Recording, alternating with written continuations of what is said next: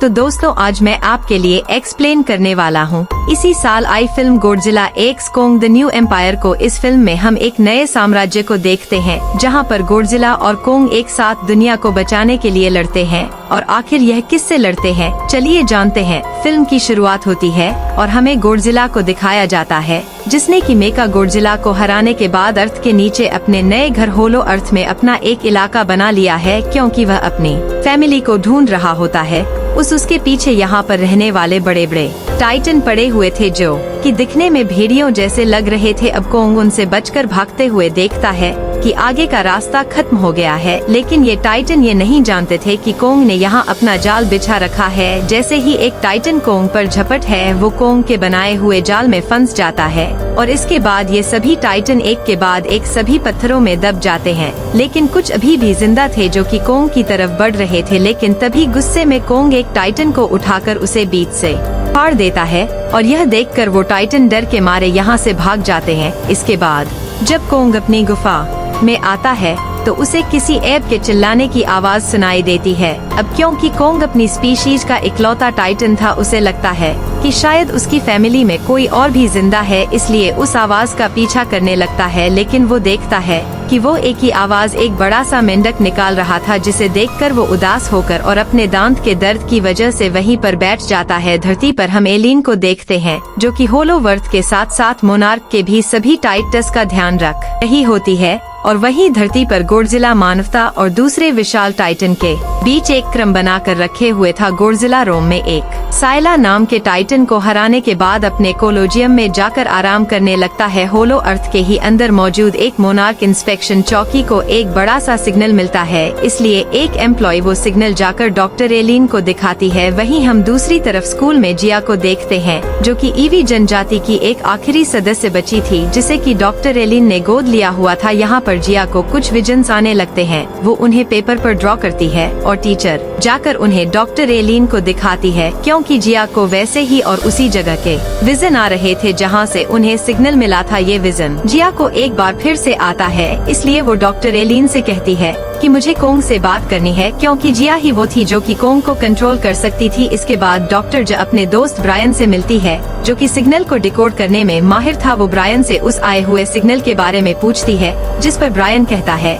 कि ये सिग्नल किसी टाइटन ने नहीं बल्कि इंसान ने ही भेजे हैं। तभी यहाँ पर डॉक्टर एलिन को मोनाज का एक नोटिफिकेशन आता है। वो ब्रायन से कहती है कि गॉडजिला 1 साल बाद अपनी नींद से जाग गया है। अब क्योंकि गॉडजिला को भी कुछ सिग्नल मिलते हैं, इसीलिए वह रोम को छोड़कर फ्रांस में एक न्यूक्लियर प्लांट पर अटैक कर देता है ताकि वो उस रेडिएशन को अपने अंदर सोख सके। अब ये सभी लोग भी समझ जाते हैं कि जरूर गॉडजिला किसी आने वाले खतरे के लिए खुद को तैयार कर रहा है। वहीं दूसरी तरफ कोंग पोर्टल के जरिए होलो अर्थ से अर्थ पर आ जाता है। वह अपने दांत की दर्द की वजह से बाहर आया था। कोंग जिया और डॉक्टर एलिन को अपने दांत के दर्द के बारे में बताता है और अब इसीलिए कोंग का दांत ठीक करने के लिए डॉक्टर एलिन ट्रेपर नाम के एक आदमी को बुलाती है जो कि पहले उसका बॉयफ्रेंड हुआ करता था। अब इसीलिए ट्रेपर कोंग का दांत निकालकर उससे चांदी का एक नया दांत लगा देता है। अब जिया कोंग से बातें करने लगती है। वहीं दूसरी तरफ ब्रायन आकर डॉक्टर एलिन को बताता है कि ये सिग्नल किसी इंसान ने भेजे हैं और सिग्नल के हिसाब से वो लोग आने वाले खतरे के लिए हमारी मदद चाहते हैं। और अब इसीलिए डॉक्टर एलिन वहाँ पर जाने के लिए एक टीम बनाने लगती है, जिसमें ट्रेपर और माइक नाम का एक पायलट भी शामिल था। हालांकि और ब्रायन भी वहाँ पर जाना चाहते थे, इसलिए ना चाहते हुए भी डॉक्टर एलिन उन दोनों को भी अपने साथ ले लेती है। जिसके बाद ये सभी लोग मिलकर कोंग के साथ उस पोर्टल से होकर होलो अर्थ में जाने लगते हैं। अब ये लोग गॉडजिला के पीछे जाने लगते हैं। वहीं मोनाज में मौजूद लोग गॉडजिला को ट्रैक कर रहे थे। वहीं हम गॉडजिला को देखते हैं जिससे कि रेडिएशन ऑब्जर्व करते हुए कुछ फाइटर प्लेन उस पर अटैक करते हैं, जिससे वह और भी ज्यादा ताकतवर हो जाता है। अब इसके बाद यह सभी लोग होलो अर्थ के अंदर बने मोनार्ड के बेस पर पहुंचते हैं, जो कि पूरी तरह से तबाह हो चुका था। वहां की हालत और कुछ निशानों को देखकर ट्रेपर और डॉक्टर एलिन समझ जाते हैं कि यह काम कोंग का नहीं बल्कि किसी और खतरनाक टाइटन का है। वहीं दूसरी तरफ कोंग अपनी गुफा में आता है, जहां पर उसे झरने के दूसरी तरफ से कुछ सिग्नल्स मिलते हैं। इसलिए कोंग अपनी एक्स उठाकर झरने के दूसरी तरफ जाता है और वो एक नई जगह पर पहुंच जाता है, जहां पर कि उसे खुद से भी बड़ी उसी की तरह एक परछाई दिखाई देती है। जो कि असल में सुको नाम का एक छोटा बंदर था। कोंग यहाँ पर सुको से दोस्ती करने जाता है, लेकिन सुको यहाँ के कुछ खतरनाक बंदरों के साथ मिला हुआ था। वो कोंग के हाथ में काटकर यहाँ से भागने लगता है। तभी पीछे से कोंग के जैसे ही दिखने वाले कुछ और टाइटन आकर उस पर हमला कर देते हैं, लेकिन कोंग बहुत ताकतवर था, वो उन्हें पल भर में ही मार देता है। इसके बाद कोंग सुको को पकड़ लेता है और कहता है कि मुझे अपने इलाके तक ले चलो, और अब इसीलिए सुको कोंग को लेकर आगे बढ़ने लगता है। वहीं पर डॉक्टर एलन सिग्नल को ट्रैक करते हुए इन सभी को एक जगह पर लेकर आती है। यहाँ पर माइक सभी के सामने होशियार बनता है। वो कहता है कि मैं यहाँ पर पहले भी आ चुका हूँ। यहाँ पर कई सारे ऐसे टाइटन हैं जो कि बहुत बड़े हैं, वो तुम्हें कच्चा चबा सकते हैं, तो जैसा मैं कहूँ वैसा करो। लेकिन तभी एक पेड़ जैसा दिखने वाला टाइटन माइक को पूरा निगल लेता है। ये देखकर ये सभी लोग काफी डर जाते हैं। वहीं दूसरी तरफ गोडजिला समंदर की गहराइयों से होता हुआ आगे बढ़ने लगता है। तभी मोनार्क के लोग उसकी दिशा से पता लगाते हैं और समझ जाते हैं कि गोडजिला के रास्ते में मोनार्क के 4 टाइटन के बेस थे, जिसमें से कि एक से वो लड़ने के लिए जा रहा है। वहीं दूसरी तरफ जो डॉक्टर एलिन के साथ मिलकर जंगल में एक प्राचीन मंदिर को खोज लेती है, जहाँ पर उन्हें एक प्राचीन टाइटन मोथरा का निशान दिखाई देता है, जो कि सभी की रानी थी। तभी एक जुगनू आकर एक पत्थर पर बैठ जाता है और जिया समझ जाती है कि उसे क्या करना है। अब जिया के उस पत्थर को दबाते ही यहाँ पर पानी आने लगता है, जिसके बहाव के साथ साथ चलने पर वह एक खास तरह की जगह पर आ जाते हैं और यहाँ से यह लोग भी एक अलग ही दुनिया में पहुँच जाते हैं। वहीं दूसरी तरफ सुको कोंग को लेकर एक तालाब के पास आता है। सुको जानता था कि इस तालाब में एक बड़ा टाइटन रहता था, इसलिए वह जानबूझकर कोंग को यहाँ लाया था उसे मरवाने के लिए। लेकिन सुको को कोंग की ताकत का कोई अंदाजा नहीं था। अब पानी से निकलकर वो टाइटन जैसे ही कोंग पर हमला करता है कि सुको वहाँ से भाग जाता है। कुछ दूर भागने पर सुको के सामने कोंग का एक्स और उस टाइटन का कटा हुआ सर आकर गिरता है, जिसे देखकर सुको चौंक जाता है। अब यहाँ पर कोंग भी आ जाता है और वो सुको को लेकर आगे बढ़ता है।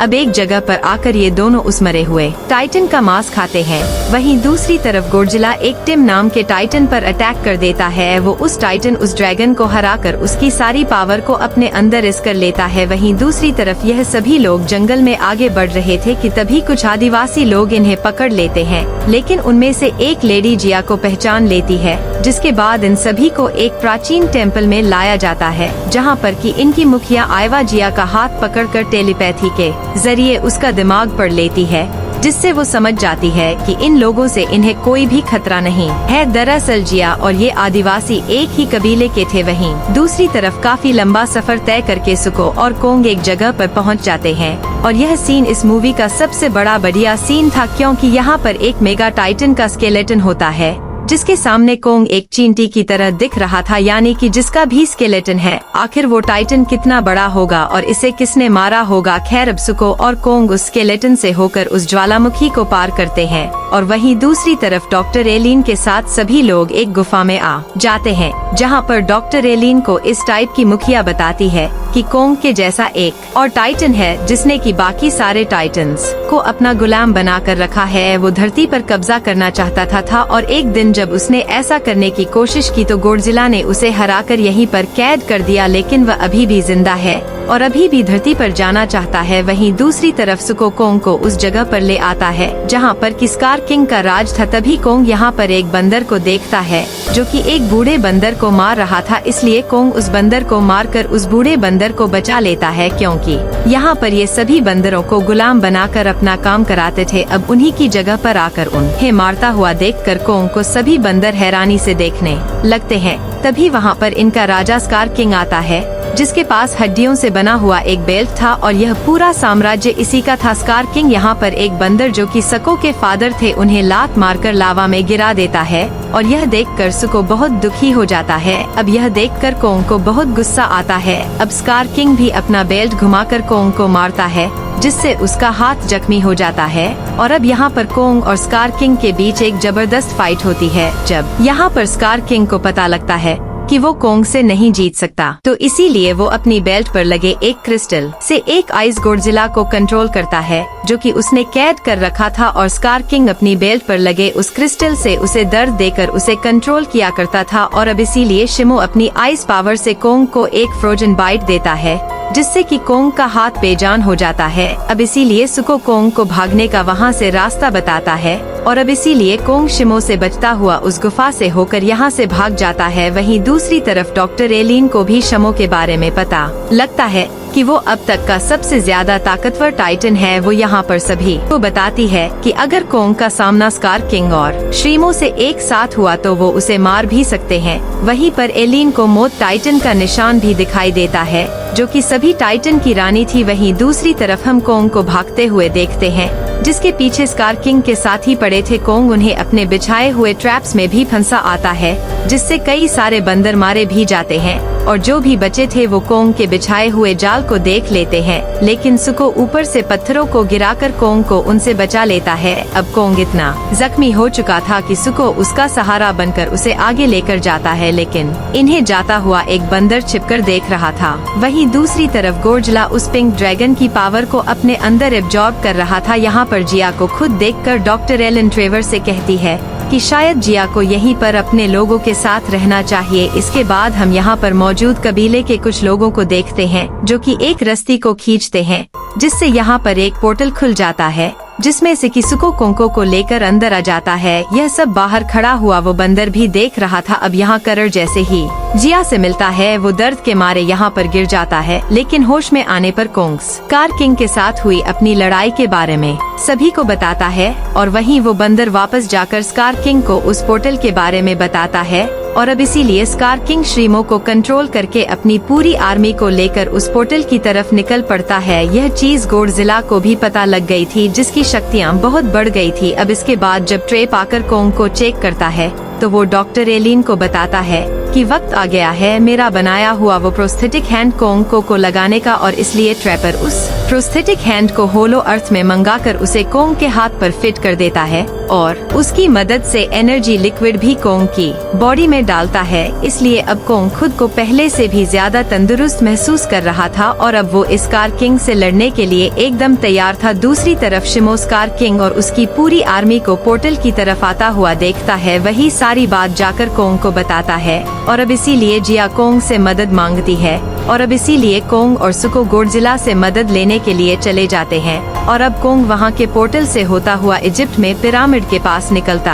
है और अब कोंग को सेंस करते हुए गोडजिला भी वहाँ पहुँच जाता है। वहीं उस होलो अर्थ के एंस टेम्पल में सभी की सलामती के लिए प्रे की जाती है, जहाँ पर की जिया मौत को जिंदा करके उससे कनेक्ट हो जाती है और उससे मदद मांगती है। आयवा यहाँ पर सभी को पोर्टल बंद करने का ऑर्डर देती है। यहाँ इजिप्ट में कोंग गोडजिला से मदद मांगने की कोशिश करता है, लेकिन गोडजिला उसकी बिना कुछ सुने उस पर अटैक कर देता है। और अब कुछ देर की फाइट के बाद जब गोडजिला कोंगो को मारने वाला होता है कि तभी यहाँ मोथरा पहुँच जाती है। वो कोंगो को गोडजिला से बचा लेती है और गोडजिला को जिया और मोथरा दोनों मिलकर होलर्थ में आने वाले खतरे के बारे में बताती हैं और कोंगो की मदद करने के लिए कहती हैं। वहीं दूसरी तरफ कबीले वाले लोग तालाब में एक खास लिक्विड डालते हैं, जिससे दो तरह के क्रिस्टल एक दूसरे के पास आने लगते हैं, जिनके आपस में जुड़ते ही सारे पोर्टल बंद होने वाले थे। लेकिन तभी स्कार किंग वहां पर आ जाता है और श्रीमो की आइस पावर की वजह से उन दोनों जादुई पत्थरों को जमा देता है,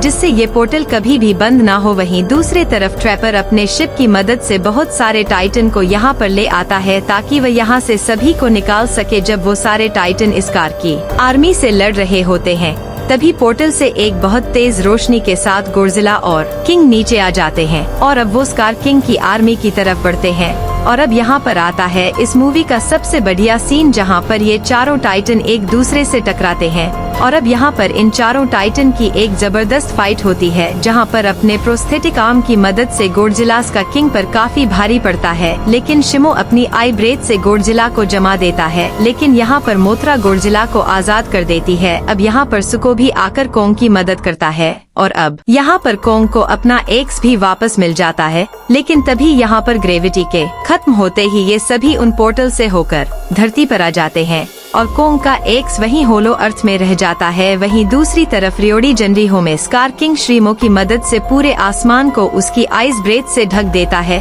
तभी वहाँ पर सभी इंसानों को स्कार किंग से बचाने के लिए गोडजिला और कोंग आ जाते हैं। कोंग यहाँ ही स्कार किंग का एक दांत तोड़कर उस पर हंसने लगता है, लेकिन अब यहाँ पर कोंग काफी मुश्किल में था क्योंकि स्कार किंग और शिमो दोनों एक साथ कोंग पर टूट पड़े थे। लेकिन तभी यहाँ पर गोडजिला अपनी पावर से स्कार किंग की बेल्ट के उस क्रिस्टल को अलग कर देता है। जैसे ही कोंग उस क्रिस्टल को तोड़ने के लिए जाता है, पीछे से स्कार किंग उसे पकड़ लेता है, लेकिन तभी सुको वहाँ कोंग की एक्स के साथ आकर उस क्रिस्टल को तोड़ देता है। और अब क्रिस्टल के टूटने से शिमो भी आजाद हो चुका था क्योंकि स्कार किंग उसी से शिमो को दर्द देकर उसे कंट्रोल किया करता था। क्रिस्टल तोड़ने की वजह से स्कार किंग सुको को मारने के लिए जाता है और इसीलिए कोंग गुस्से में स्कार किंग को हवा में उठा लेता है। और अब क्योंकि सीमो किसी का गुलाम नहीं था, इसलिए वो अपनी पावर से स्कार किंग को जमा देता है। यहाँ पर कोंग देखता है कि स्कार किंग अभी जिंदा है, इसलिए वो उसे उठाकर जमीन पर पटक देता है, जिससे उसके टुकड़े हो जाते हैं।